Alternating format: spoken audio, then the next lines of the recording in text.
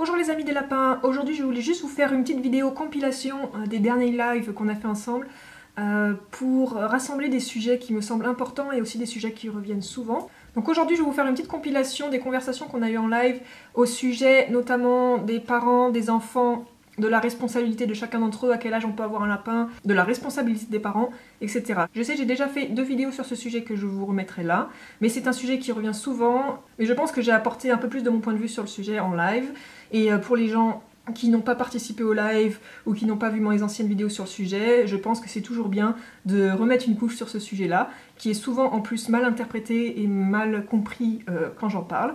Donc je pense que cette petite compilation mettra un peu au clair mon point de vue sur le sujet, et peut-être qu'il vous éclairera aussi. Voilà.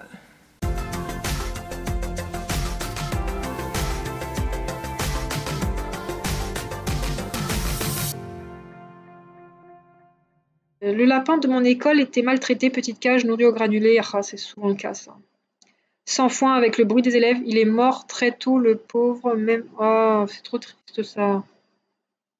Mais j'avais déjà eu une histoire comme ça, quelqu'un qui m'avait contacté pour la même chose et qui voulait essayer de sauver le lapin de son école. C'est vraiment triste. Et en plus, ça donne vraiment une mauvaise image, quoi. Ça éduque pas les enfants à bien s'occuper des animaux, quoi. Euh, Moi, elles sont pas encore vaccinées, mais ça va bientôt se faire. À 14 ans, je paye seul mon lapin. Ah là là. C'est bien, hein, mais ça me désespère de voir tous ces jeunes là qui, leurs parents refusent de faire quoi que ce soit, de payer quoi que ce soit pour le lapin. Et le jour où le lapin a vraiment une maladie grave et qu'il a besoin d'aller chez le véto où ça va coûter plusieurs centaines d'euros, et ça arrive régulièrement, hein. Tous les jours, je vois des gens, des jeunes, qui me disent que leur lapin il est malade et qu'ils peuvent pas l'emmener chez le vétérinaire parce que les parents veulent pas payer. Et moi, ça m'énerve. Ça m'énerve parce que c'est totalement irresponsable. Je disais que mes parents ne veulent pas que j'achète de la qualité, mais on achète toujours les moins chers, c'est-à-dire les premiers prix en magasin. Je ne sais pas si c'est dangereux. Bah, en général, c'est pas top, surtout pour l'alimentation, genre les granulés, tout ça. C'est plein de cochonneries et les moins chers, en général, c'est carrément même des mélanges de graines qu'il faut surtout pas donner. Pareil pour les friandises. Je sais que c'est pas bien, mais j'ai vraiment besoin d'un animal. Mes parents seront prêts à payer en cas d'urgence, mais après, je devrais les rembourser. Donc, elles auront un peu moins de litière et de granulés. T'as quel âge, Lydia? Faut être sûr que tes parents seraient prêts à payer si le lapin il est malade, pour la stérilisation si c'est une femelle, etc. Non, mes parents aussi ne veulent pas que mon lapin reste en liberté, du coup il reste en cage toute la journée et on le sort parfois, même tous les jours, mais ce n'est pas suffisant. Bah non, c'est pas suffisant. En enclos, ils voudraient pas tes parents? Un enclos, c'est déjà mieux qu'une cage, hein. Car ils disent que dans la maison, avec tous les crottes et les pipis, c'est sale et surtout que ma mère est maniaque. Ah bah ouais, quand on est maniaque, faut pas avoir de lapin, hein. Après, on peut apprendre la propreté à des lapins. Il y a des lapins qui sont très très propres. Mais c'est pas forcément le cas de tous les lapins. Ça peut être difficile. Moi, avec Pam et Mav, ils sont pas totalement propres.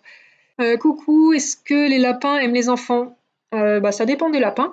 Mais en général, ça dépend aussi des enfants beaucoup, hein.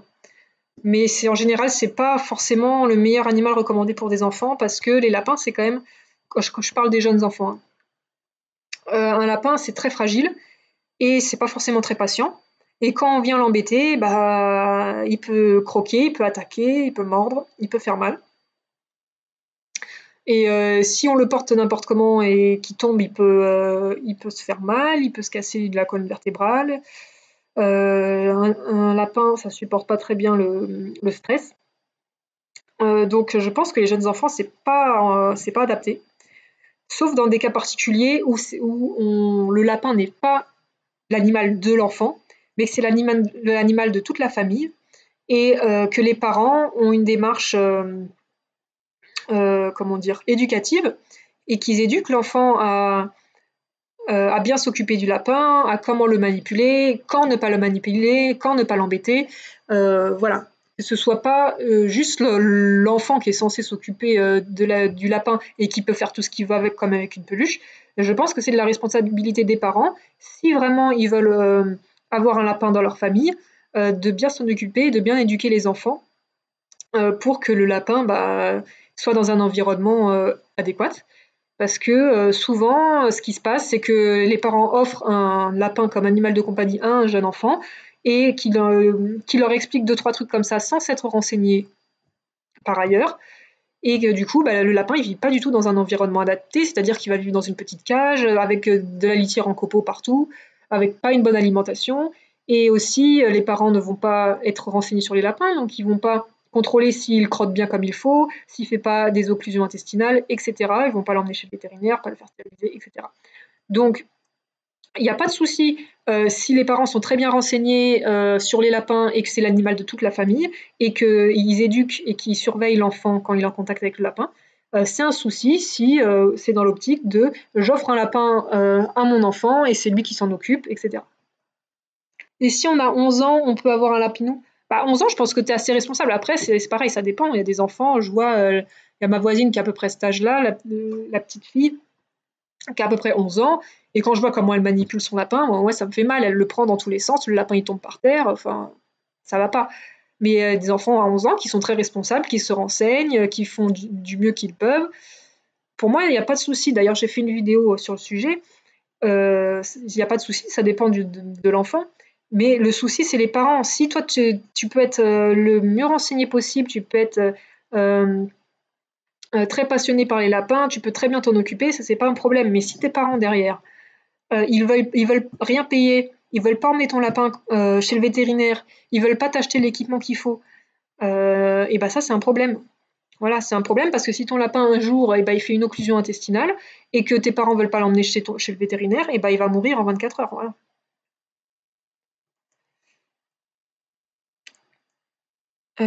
Entre quel âge tu conseilles un lapin aux enfants? Moi je dirais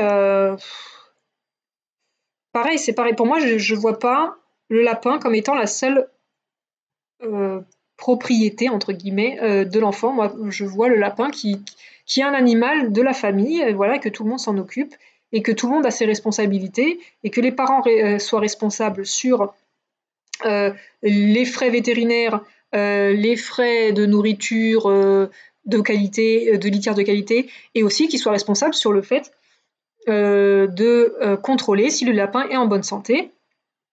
Voilà, parce que les enfants, en fonction de leur âge, ils vont pas être assez renseignés ou assez matures pour se rendre compte de ces choses-là. Donc je pense qu'il n'y a pas forcément de limite d'âge si les parents sont responsables. Voilà. Moi j'ai 13 ans et j'ai un lapin et je m'en occupe très bien et vu que j'ai déjà un chien, c'est bon pour le vétérinaire. Ouais, 13 ans, il n'y a pas de souci. Après, c'est pareil, c'est les parents. Parce que est-ce qu'à 13 ans, tu gagnes assez. Enfin, est-ce qu'à 13 ans, tu as de l'argent pour pouvoir faire face si jamais un jour ton lapin il fait un AVC ou il fait une encéphalite zooneuse, ou il se casse une patte, ou il fait une occlusion intestinale, ou alors il fait une malocclusion dentaire. Est-ce que tu vas avoir les moyens de l'emmener chez le vétérinaire et dépenser plusieurs centaines d'euros pour pouvoir le faire opérer, etc. Donc moi, je pense qu'il n'y a aucun souci pour que des enfants s'occupent de lapins si derrière il y a les parents qui assument. Après, à 13 ans, tu es plus une ado maintenant. Donc je pense, niveau responsabilité, je pense que tu es tout à fait capable de t'occuper d'un lapin. C'est juste d'un point de vue financier, le problème. Des enfants adolescents qui regardent ce live, ils sont plus cultivés et se renseignent. C'est sûr que les jeunes qui regardent mes vidéos, du coup, ils se renseignent et je vois qu'il y en a beaucoup, beaucoup des jeunes qui se renseignent sur les lapins et qui essayent de faire de leur mieux et je trouve ça super.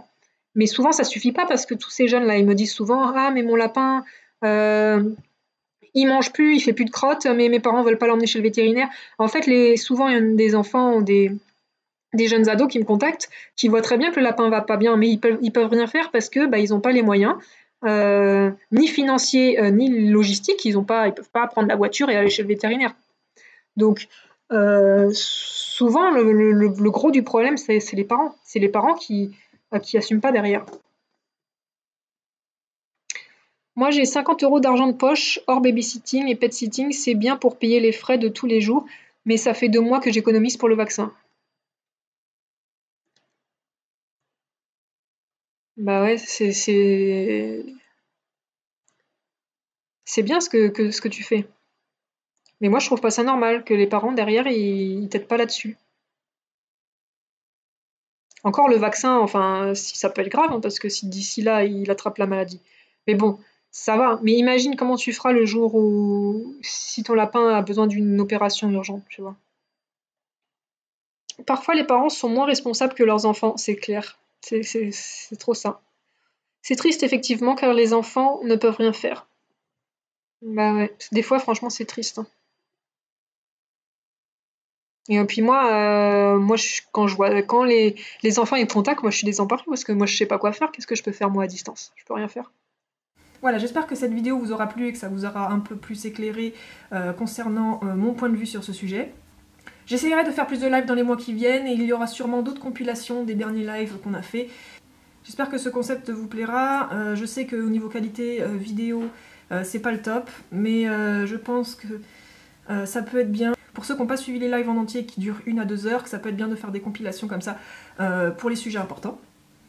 Voilà, j'espère que ça vous plaira et je vous dis à bientôt pour d'autres vidéos. Ciao ciao.